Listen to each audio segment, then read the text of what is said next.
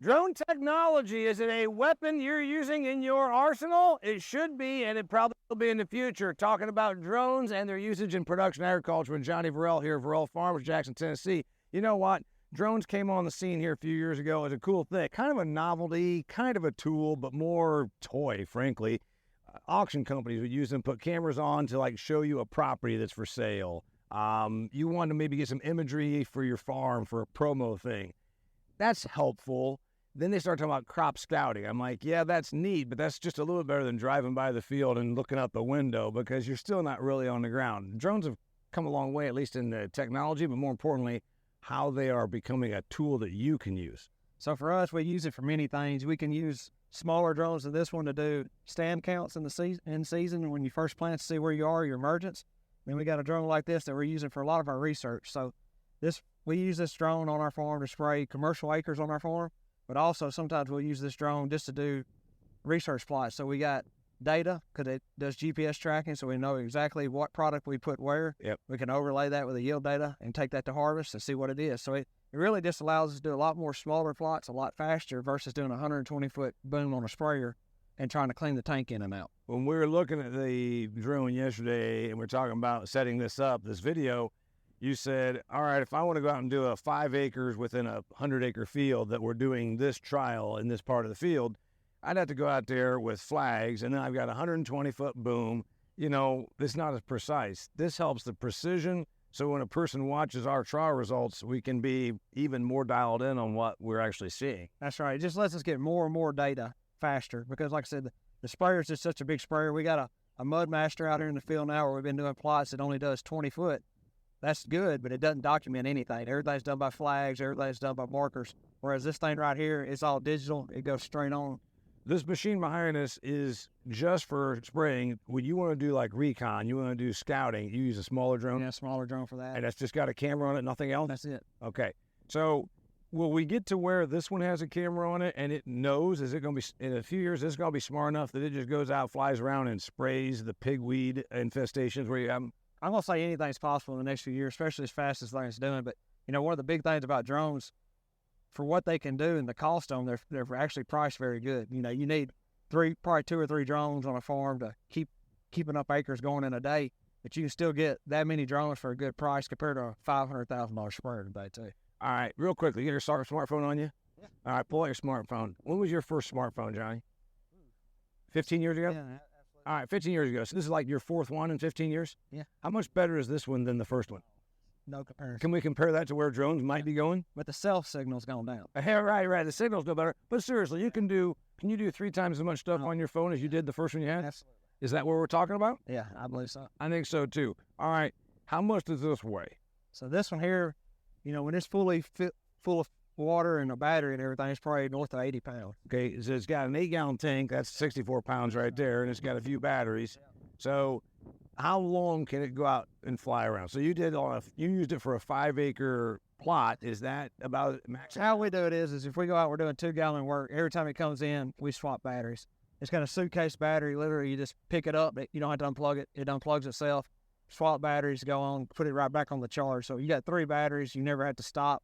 And also, we just got like a quick fuel nozzle, like you do at a gas station. We stick it in there. While it's filling up, you're doing these other things too. So it's very fast. You could come in and within a minute be right back out going. Got it. So as a tool, how many of your acres? Not very many, right? Not yet. You're doing it on trials. You're doing it on, plot work and all that. Is it going to grow? Is this tool going to grow? I think for it to grow on our farm, we're going to have probably 2 or 3 of them. And that way, I think you can take 2 guys, run 3 machines, and get over that. It's still not going to be as fast as an airplane or as fast as a sprayer on the ground. But there's times and places where an airplane doesn't need to be seen or heard around houses. Yeah. People can't see these drones because they're always just 10 foot or 15 foot off the canopy. So people don't see them. It's just a lot better as far as... Less intrusive. It's less inviting of scrutiny from the neighbors. But fungicide, is that where you see it's at? I mean, where it is right now is for plots, trial work. Where is it going to be a year or 2 from now? Fungicide? I think fungicide for sure because you can do a lot of things. You can get lower to the canopy, get the wind effect, pushing the fungicide down in the canopy, all this. We talked about spot treating for weeds. Is that something that... I will say that's coming. It even can be down to one day doing some target-specific insecticides. to where you know you got certain insects out in the field, and you want to just drop certain bait stations all throughout the field or something like this. I went to a field day 3 or 4 years ago. Good. It just drops little bombs. Yeah, but it's doing it strategically, so you know where they're doing based on GPS. It attracts the bugs to that bomb, so to say, or to that ball. So I hadn't even thought of that one. I saw that 3 or 4 years ago. I thought that would have caught on by now, but it hadn't got there yet. But that's the type of things I think could really happen. We were talking about what catches on. I just used your smartphone as a reference. Yeah, your smartphone, I mean, might cost like $800. You're like, that's a lot of money, but it does 5 times more stuff than my smartphone did just 10 years ago. So on the money exchange, how much that cost you? That one right there was probably around $30,000. All right. 5 years from now, I think you're going to get, it might still be 30 grand, or it might be a little bit more, but it might do twice as much, or it might just be cheaper. Which one's going to happen? You're going to be able to get twice as much out of them for the same money, probably. Or less. Yeah. It's technology's coming down on those type things. The limiting factor right now, battery? Yeah. So how long can it run on a battery? We usually just do it every filling. So, I mean, probably about 15 minutes. If it's flying hard, if it's windy, it's a lot of variance going on that's really affect it. Yeah. All right. I'll go ahead and take a look at this now, and you can point out a couple of features, all right? Yeah, that's it. All right, we're standing next to this drone. It's about 8 feet in diameter. It's got 6 propellers. I'm looking at the tank. This is where we put whatever we're spraying on the field. It runs on batteries, which are right there. What else do I need to know? You know, you got several different configurations of nozzles depending on what rate you're putting out, how fast you're flying. So if you're going slow and low water volume, it can actually cut off some of the nozzles. It's got a rate controller built in on it. It holds 8 gallons of liquid in here. It's got a field indicator, so you always know exactly how much fluid you got on the remote, so you know what's going on. Of course, you got a suitcase battery that drops in and out really easy. So it has radar on it.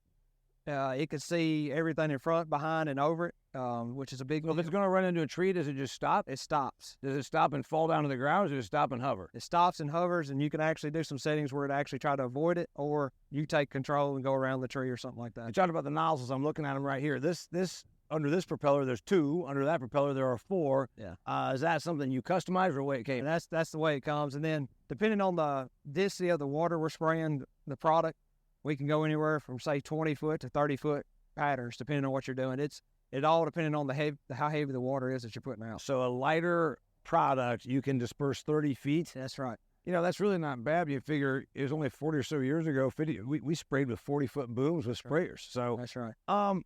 The battery, you said that's kind of a limiting factor because it's only good for about 15 minutes. How many batteries do you have to have? We have 3 batteries, and they'll last longer than 15 minutes. But if it's a real windy day and you're flying heavy loads all the time, or you're having to go a long ways across the field to start back over, it's all depending on how you're set up, but we always change every time we come in. That's fine. How long does it take to charge back up? It'll charge back up before you need it. Oh, okay. So you can rotate through them. Okay. You bought this for what purpose specifically? Mainly do research and get good documentation on the products we're putting out. So you've got a lot of acres you can do. You do a lot of trials. The smaller operator that's like, hey, this is out there. How long until you think this fits a 2,000 acre operator and actually has a return on the investment? Well, if you look at what our sprayer costs, if you're going to buy like a 30-foot boom to put on the back of a tractor, you're going to have several $1,000s in that, and put a rate controller and all that.